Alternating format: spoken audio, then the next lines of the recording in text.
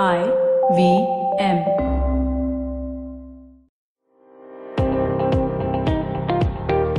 Welcome to All Things Policy, a daily podcast by the Takshashila Institution.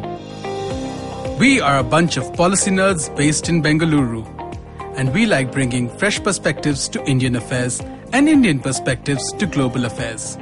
So grab a cup of coffee, sit back, and join us for today's chat. According to tradition, it was two brothers, Harihara and Bukka, that founded Vijayanagara, the city of victory, on the southern banks of the Tungabhadra. Over the century and a half that followed, that Vijayanagara frequently lived up to its name, holding its own against its rivals. But it would reach its power in the early 16th century under the reign of Krishnadevaraya. Krishnadevaraya is frequently thought of as one of India's greatest monarchs. But what sort of man was he? Thankfully for us, there's a new biography out about him. It's simply called Raya. The book is by Srinivas Reddy. And Anirudh and I are absolutely thrilled to have him on this podcast. Welcome, Srinivas. Yes, Ross. Thank you. Thank you so much. And by the way, Srinivas will be joining Anirudh for another conversation on Friday, the 29th of May. So if you want to join that conversation online, do RSVP the address that we provided in the description. Now, Srinivas Reddy is a scholar, a translator, a musician. He trained in classical South Asian languages and literatures at Brown University and at the University of California, Berkeley. His research interests incorporate translational studies, Vijayanagara history, and classical Indian music theory and practice. Srinivas, I just want to start with really a basic question. What got you interested firstly in Vijayanagara and more specifically in Krishnadevaraya? Thank you so much, Aditya. Anirudh, it's great to be here with you guys. I'll just speak from the heart. To be quite frank, it was in graduate school, and my dear friend Jennifer Clare was applying for a graduate student conference. We were really young, just starting out, and she said, "Why don't you apply for this conference with me, and we'll go to Texas." It was at Austin. And I said, "I don't know what to do." And she's like, "Here's this book on Vijayanagara. This is good Telugu stuff. You'll like it." And I loved that book. And I was like, this is amazing. And then I learned that, this great king, Krishnadevaraya, who I had heard about when I was, growing up, just as like anyone hears about, was also a great poet. And, my field was literature. So I was like, perfect. This is great. This great king also is a great poet. So let me read his poetry. And that's basically how I got into Vijayanagara, was actually through Raya and specifically through Raya's poetry. Can you just, to lay the framework for our listeners, can you just tell us a little bit about Vijayanagara? Well, like you said, it was founded like in the 14th century, and we're talking about the medieval period of India, in generally what classical historians would call the medieval period, let's say. And these periodizations of history are, of course, subject to much discussion. But, and I'll talk about that specifically because Raya does represent something I think interesting in a way that we could look at arcs of history. But, basically these guys come up like many other kingdoms, small kingdoms, generally Kshatriya backgrounds, local chiefs, warlords who made their ways into great empires. Vijayanagara was one of them that flourished and, like you said, reached its apex around 1500. At the time of Raya. And at that point, that's when we kind of get the image of what Vijayanagara is, as like the great empire of the south with merchants from all over the world coming and jewels being sold in basket loads and, great poets and, great kings and luxury and literature. All of that kind of imagery that's right at 1500. So that's kind of Vijayanagara. Maybe I can just speak a little bit about what I meant by that. I was thinking about this. The 500 BC is often talks about as this axial age. You had these great thinkers, Buddha, yes. Right. So 1500 to me, 2,000 years later, to me is another big axial kind of moment in the sense that, this is a critical period. This is when all of the globalized world is coming together. This is the birth of colonialism is about to happen. Portuguese, Persians, Indians, everyone's mixing around, doing all sorts of interesting things. Technology is changing. But I was thinking about it more importantly, and I don't think people get into this as much, which is critical, is that we have a massive epistemological shift that happens in 1500. Because you see what Raya represents is a pinnacle. He is the zenith of a tradition, you know? Telugu literature started 500 years before. Raya is the peak of that thing. And then really, pretty much after Raya, there's not much produced in that vein of, you know, classical knowledge. But you know, not at that level. It's on a decline, you could say. Can you actually elaborate on that a little bit, Srinivas? I think that's a thread that I'd actually like to tease out a little. Because Vijayanagara in so many ways has been appropriated, reappropriated by various linguistic nationalist narratives. It's appropriated both by Kannada nationalists as also by Telugu nationalists. And as you said, Krishnadevaraya represents this 500-year-old Telugu literary tradition that arguably reaches its zenith with him. And even though it's continued in the Nayaka period, even though it continues in Carnatic music and all that, what is it really about Krishnadevaraya that makes that moment in history unique for Telugu literature? Well, you know, Raya was just a representative because, like, all of these great poets were kind of like peaking at that time. Peddana, Durjati, all these people that we hear about, you know, the great Ashtadig Gajas, the great 8 poets, you know, all of that stuff is, maybe all of that also, if you want to really get into the details, maybe that's also kind of a myth that's been created over time as well, you know. Narayan Rao and Shulman talk about that crystallization of this, you know, Vijayanagara myth, the narrative of Raya being the apex. That's also a certain narrative that we've created. There was plenty of Telugu literature that happened after that. Arguably, though, I mean, just on a literary point, in terms of that high prabandha court style and the kind of literati that is needed to support that, you understand what I'm saying? You need a milieu to have that happening, of rasikas and poets and all that stuff. That really reached a peak at that point. And again, I said courtly literature, so that's related to the politics of the whole thing. So when the politics start breaking down, forms of literature also are going to change. You know, that's a very interesting point, because I think what you're basically saying is that because Vijayanagara represents this culmination of South India's polities, right? In the medieval period, you see this transition happening first from Sanskrit literature to regional literatures. You see the emergence of Telugu poetry with Nannaya. You see the emergence of Kannada poetry with Amogha and all his successors. But those polities, Pampa, the Adikavi, Ranna, and all the other great poets, right? But after the collapse... Pampa, by the way, sorry to interrupt, but Pampa, directly connected to Hampi, directly connected to Vijayanagara. Yep. So basically, the point I was trying to draw out is that the invasion of the Delhi Sultanate, right, and the fact that the great Kalyana Chalukya Empire that dominated the Deccan collapsed, and that there's this period almost of anarchy where the geopolitics of Deccan is constantly shifting. You have a number of small polities, and they slowly start to aggregate and get larger and larger and more powerful. And Vijayanagara basically represents the culmination of that. In a lot of ways, it actually very deliberately goes out to portray itself as a successor of the Chalukyas.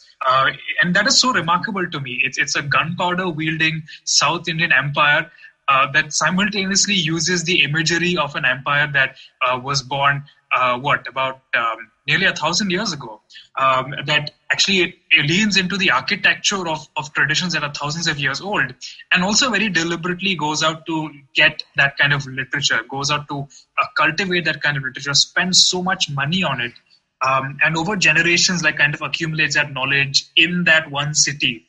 And the collapse of Vijayanagara, the decentralization that happens during the Nayaka period, the dispersal, as it were, of this milieu that you're talking about, the dispersal of that literati, basically means the end of that particular moment in literary history. So that's a very interesting point that you brought on. So I want to get a little bit into Krishnadevaraya himself as a personality, as a character. Now, up till the point where Krishnadevaraya had come to the throne, Vijayanagara had some moderate successes against the Deccan Sultanates, but he wasn't really destined for the throne, as it were. He wasn't really from the noblest of families. How was it that he managed to come to the throne in the first place? Well, Raya's succession story is complicated. Historical sources give us various accounts, and you can read about it. I think I narrate some stories, and even in chapter 1, whether or not Veera Narasimha, his brother, was in charge, whether or not his father gave him the throne directly. But to answer more specifically your question, I think what we need to understand is that Vijayanagara Empire itself is a dynastic succession going on, right? So Sangamas, the original guys, that goes into this other Salava period, and then we get to Tulava. So there's like this dual, quick, rapid succession of dynasties changing, all done by kind of like generals, not by, lineage holding Kshatriyas or something. Not that Harihara and Bukka were like that anyway, but whatever. That the whole point is this whole empire is a bunch of upstart guys to begin with. But how upstarts become like formalized as great kings and Kshatriyas descended from the moon and the sun and all of that kind of stuff is a different story. But the point that I just wanted to make is that the fact that Raya was not of noble birth or something is nothing unique, to be honest. It's part and parcel for this period. In fact, it's what makes him awesome is that he's just so great in representing what is possible with that kind of social landscape. What is also remarkable to me was the way that he, despite being ostensibly of low birth, really went out of his way to engage with the high culture of the court. There's one moment in the book where you talk about his coronation, and he receives advice from a number of senior ministers, and they talk about the 7 elements of the state, the 7 various kinds of honors, the 7 vices of the king. So can you tell me a little bit about how Krishnadevaraya might have seen his place in the world, if you can? Put us in his shoes. Or sandals, if that's a more appropriate term. Well, I mean, the earlier part of the question was about, how did he get this kind of knowledge and information, right? If I understood. So how did he get this knowledge? And more importantly, why did he get this knowledge? Was it purely out of a love for the knowledge itself? Or at least my personal suspicion is that Krishnadevaraya is an extremely intelligent man. He understands politics, he understands literature, he understands military strategy, and he understands that a certain kind of royal self-presentation is very important to power in his context. So how did he get this knowledge, and what do you think his motivations were for doing it? What did he really do with the knowledge that he gained? Well, I mean, okay, you're asking a lot of things. Let me answer in one way and see if because this will be a unique answer also. It's also my musings of my research and even some research of Srinivas Reddy, a great scholar in Visakhapatnam. You see, what was very common amongst the royal families was that princes would be taken and raised in sub-capitals, like places like Penukonda or Chandragiri, or places like this, because they don't need to be around all that kind of messiness of court, and they should be raised and brought up with a certain kind of safety, protection, isolation in another respect, but also a time to get a good upbringing. I believe that Timmarasu, who was with the family from the beginning and knew the family in and out, must have taken Raya to be educated young in his youth somewhere, and I believe must have been a Vaishnava, Sri Vaishnava Matam. If you read Amuktamayada, and it's pretty clear that someone like Krishnadevaraya wrote it. I mean, it's not Pedana's, so I don't want to get into that discussion now. But to me, Raya wrote Amuktamayada, no doubt. Now, if you read that work, you will see a massive amount of scholarly knowledge about intricate, arcane Sri Vaishnava stories and theory. The literary skill, all of the kind of things it takes for a man to write something like that means he studied deeply with scholars. So this, I believe, is true. So he, I believe, was initiated into a very, very rich understanding of Sri Vaishnava theology, high Sanskrit court culture, all of that from a very young age. He has another side of his personality that's kind of the playboy running around with Chinna Devi, having a nice time dancing. Yes, fine. He has the image of the warrior. Yes, also he learned and trained in that. But he had a very, very strong education. There is no doubt about it. Not only scholastically, but in terms of the, culture of a court and what it means. And more importantly, and this is the key to Raya, is ability to interact at all levels of society. You get a very clear sense that this was a man that was comfortable in the court, but was also comfortable on the battlefield, that was also comfortable at a literary engagement, was also comfortable, as he writes in poems, going to the kitchen and chatting with cooks, and storytellers and jesters and jokers. So, a very all-rounder, He's a topper and he's an all-rounder. Oh, I just had a flashback of my engineering days when you said that word.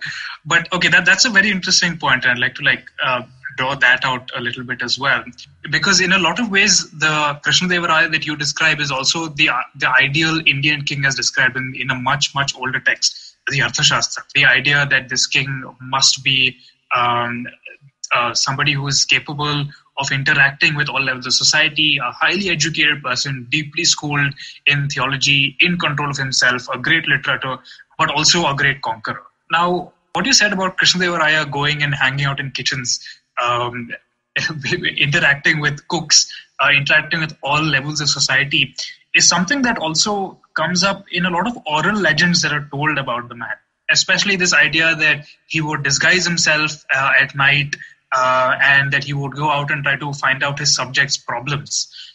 That's interestingly something that I saw in this Telugu movie called Malleshwari recently. This is an old Telugu film that was made, I think, in the 1960s. But it's also, more importantly, something that's very often told about Akbar and Birbal.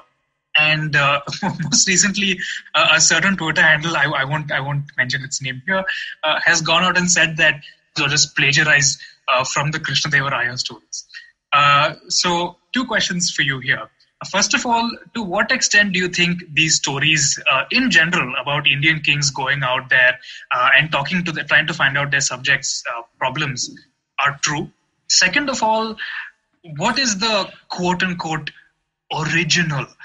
Can we ever say that there is an original when it comes to India's oral storytelling traditions? So, I can try to answer both at the same time. Fundamentally, stories to me are just another way of understanding history. And history fundamentally is just another way of understanding ourselves. So stories just are about ourselves and how we want to see people, how we believe people are, how we want to be as our own beings in our own time, all of that. So the stories to me are rich. There's no original story. But, and this is just like ragas, there's no one Yaman Kalyan. But there is Yaman Kalyan. And that's the thing, you see. And it's different than Sham Kalyan. What I'm saying. Now, what I mean by this is there's no original, but there's original kind of archetypes. There's original motifs. There's core motifs. These have been circulating in India for thousands of years. India is like the, Katha factory. You know what I mean? You can trace all the Aesop's fables and Panchatantras and Hitopadesh, all of that. You can do that. And people have done all that kind of research. Brihad Katha, no one even read it. It's so huge. You know what I mean?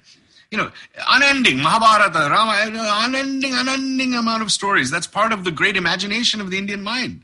Now, our success at storytelling is also a reflection of our sense of what history means. In the Indian definition, Itihasa is Ramayana, Mahabharata. So what I'm trying to say is that the stories are just as much real history to me as anything else. History is basically here in the mind. And if that is what we're getting from these stories, what are we getting?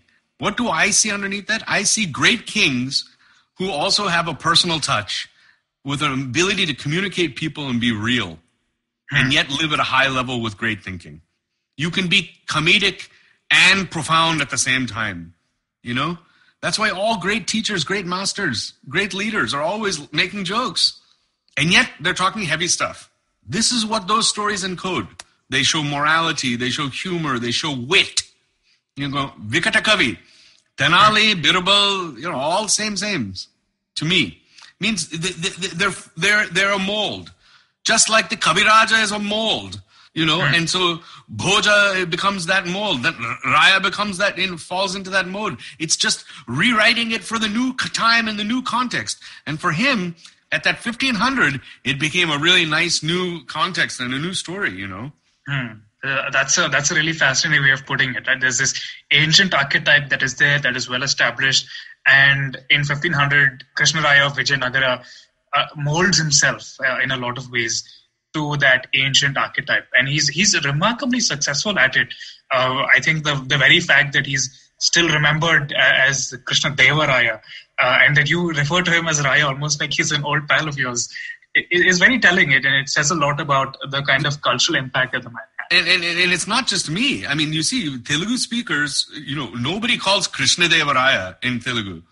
Raya, when you say the king, there's only one king. Rayalu, and then of course we give the honorific plural, Rayalu. Rayalilagi Chesaru, Rayalid Chesaru, Ikariyalaru, all of that, Rayalu. It just means, the great king. He's the man. Yeah, the other role that Krishnadevaraya obviously had was that, like you said, that of the conqueror. What made him a successful conqueror? We do hear about his military innovations. What were they? And was that why he succeeded?